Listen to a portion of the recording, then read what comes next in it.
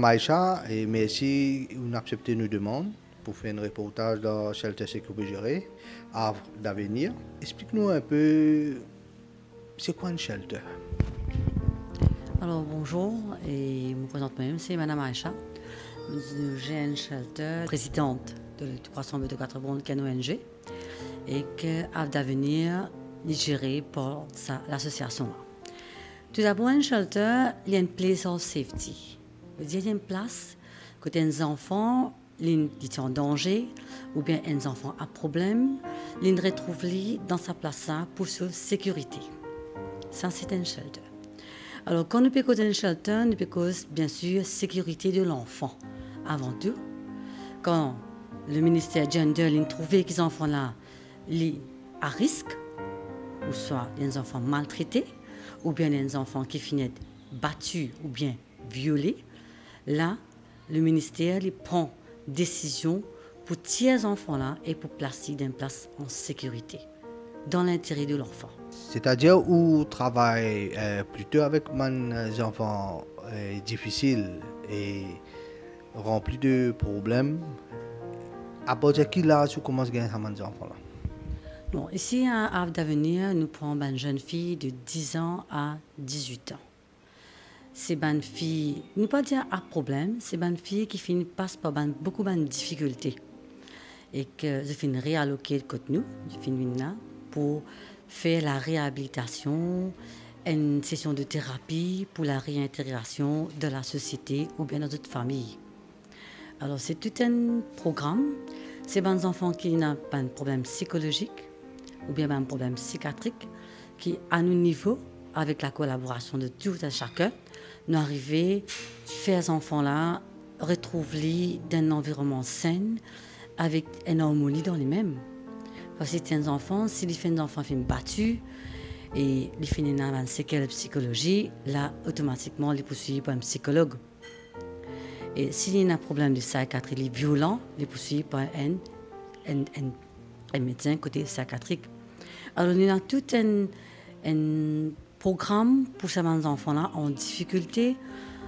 Ne pas dire à problème, mais nous dire que c'est des enfants qui ont besoin d'aide plutôt.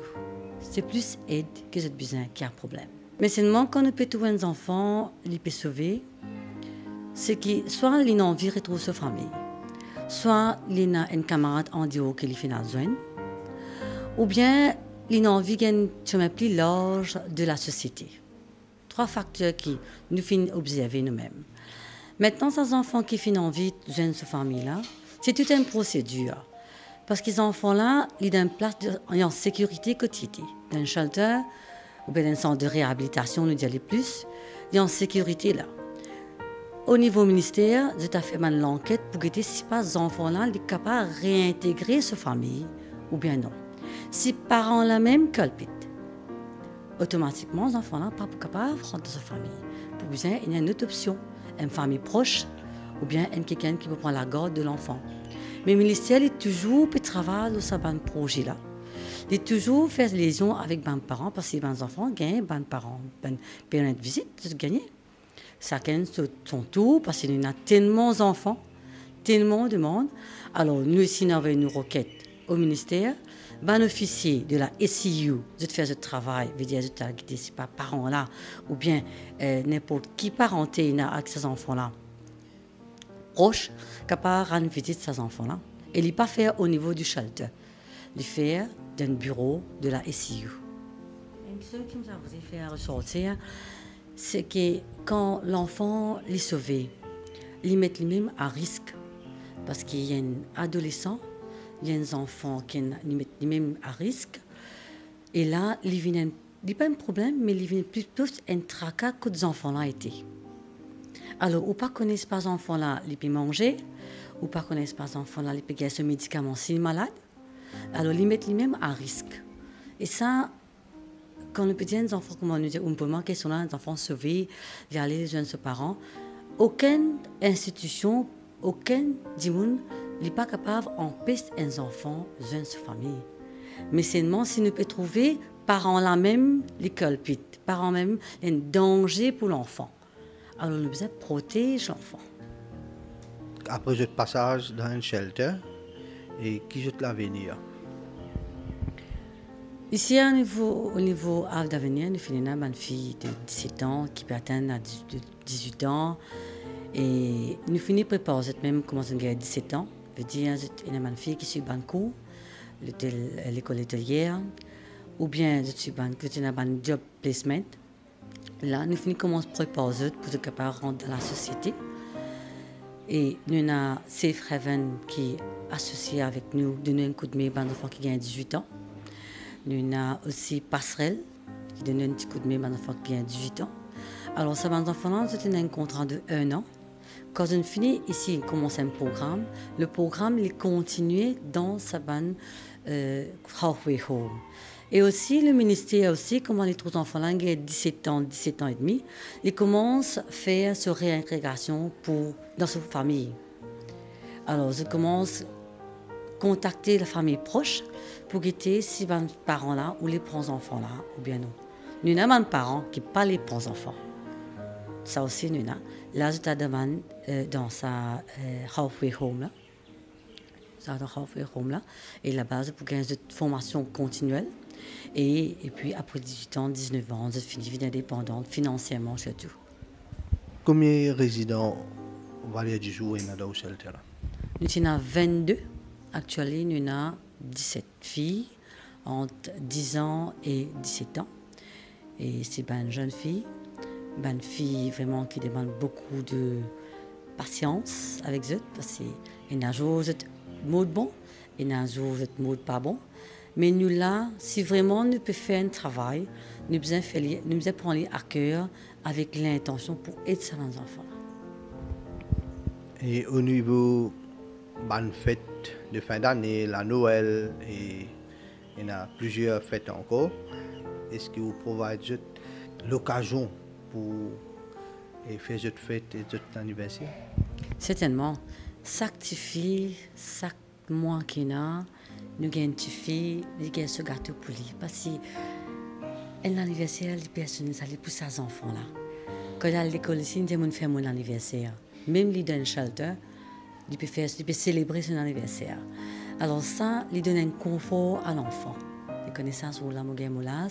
Et nous pouvons reconnaître aussi qu'il gagne cela. Ça. Et puis, on fait aussi l'annuel, nous faisons un programme spécial. Nous avons un social worker qui fait un programme et les enfants, un mois, nous finissons commencer à faire un programme pour l'annuel, le nouvel an, les enfants finissent dans le campement, une journée, une bonne journée dans la piscine. Alors, c'était vraiment un moment que je sentais, non pas dans un shelter, mais que je. Et puis, nous avons différents enfants de différentes religions qui nous respectent chacun sa religion. Dans dimanche, une fille à la messe. Et puis, le staff aussi, me salue aussi, mon personnel, parce qu'ils se donnent beaucoup de peine. Comment me dire, c'est facile quand avant un plat manger vient devant nous, c'est tout un travail de là. Cuisiner là, ils faisaient couper, après ils avaient mangé là devant nous. Pareil, nous c'est pareil. Nous besoin avant ces enfants là, les gains sur réhabilitation, c'est tout un travail au niveau du ministère, à nos niveaux, au niveau des enfants aussi, et tout le staff qui est ensemble avec nous. Nous avons un consultant qui donne un cours au staff, nous avons un psychologue, nous avons aussi un directeur et manager, il est là avec nous, les enfants là, nous plus à l'écoute de l'enfant qui nous condamne l'enfant. Et surtout, nous saluons le docteur Finette qui nous donne un coup de main au niveau des enfants qui étaient filmés. Et nous faisons un bon coup de main pour pouvoir faire la réhabilitation de ces filles-là. Et mes enfants, ils arrivent là pour se aller. Et est-ce qu'ils sont émotionnés, je suis chagrin pour quitter ça, ou soit je dis, bon, je peux quitter ça shelter là, je peux aller avec la joie. Et dis-nous un peu le départ de mes enfants. Alors jusqu'à présent, nous avons 4 filles qui viennent quitter nous déjà. Et avec beaucoup de larmes, parce que, comme on le dit, nous avons un contact bien proche avec nos petites filles ici. Et que n'importe qui support qui nous besoin de demander le ministère supporte nous, c'est tout côté psychologie. Nous avons un psychologue, nous avons un officier qui vient visiter les filles là. Et même nous avons une bonne personne. ils venaient, ils venaient enfants. Nous là, quand on le peut dire où, ma fille là, quand c'est allé, c'est avec une larme aux yeux. C'est tellement habitué avec nous, ou bien tellement d'une l'affection qui est rodée, c'est rodé. Parce que c'est plus besoin d'une image d'une personne qui compte en eux. Parce qu'avant de finir un monde qui finit faire du tout, qui finit blessé. Nous, quand nous finissons de autres l'amour aussi, même au niveau de nos staff, quand nous autres l'amour, nous autres l'affection, nous autres l'écoute, nous autres un traitement qui est besoin. Quand vous êtes allés, c'est tout vous êtes c'est des qui ont d'avenir, mais de pas capable de pas pour gagner de place pareil encore. Il est arrivé qu'il y a un ex-résident, un revenu, vient chez nous, vient dire merci. Ah, ben oui, moi j'ai une fille qui quitte nous et moi j'ai une fille pendant la nouvelle année, une fille qui est dans OIC, Sandra, une téléphone, madame, je remercie beaucoup, on apprend beaucoup de choses avec vous, avec mon staff, parce que nous montrons les autres cuits, nous montrons les autres, une maman de demain. Alors, moi, souvent nous chat, souvent nous chat, même si je aussi, souvent nous chat, de bonnes nouvelles et de créer ma mamie. Mais moi, les staff aussi de créer mamie. Je finis de faire image que ça dit maintenant là pour écouter dans n'importe quelle difficulté, même en dehors du shelter. À part de facilité avec CSA et ministère, et comment vous faites pour gérer ce shelter-là, vu qu'il y a beaucoup de dépenses? Est-ce qu'il y a certains dons et sponsors qui vous recevoir?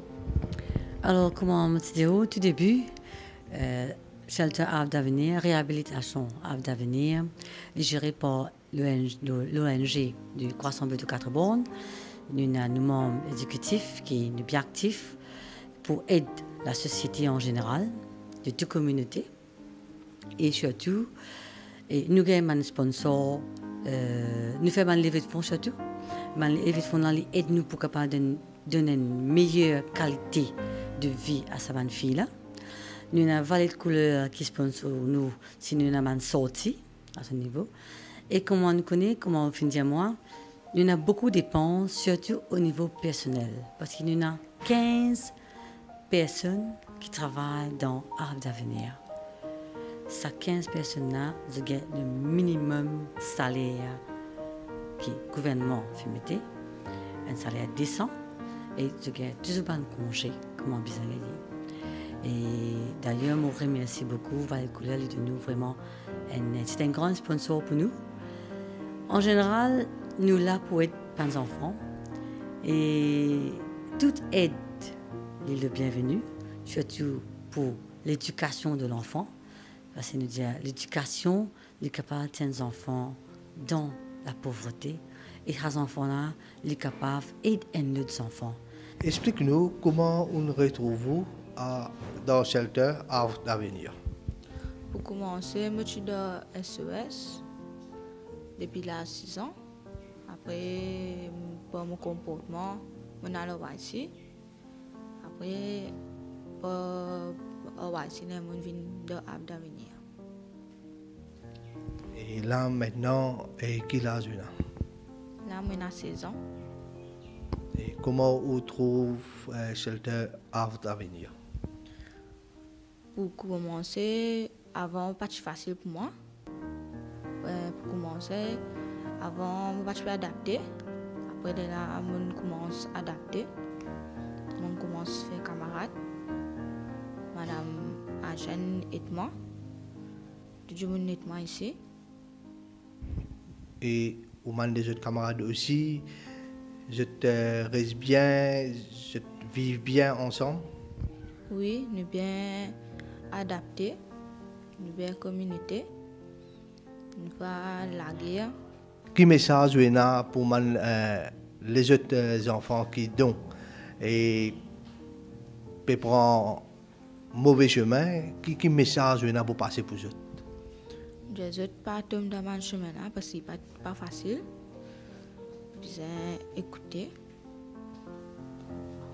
ils n'ont pas fait mauvais. Et vous trouvez demain, quand vous sortez là, vraiment, et ou une personne qui pour une confiance pour affronter la vie. Oui.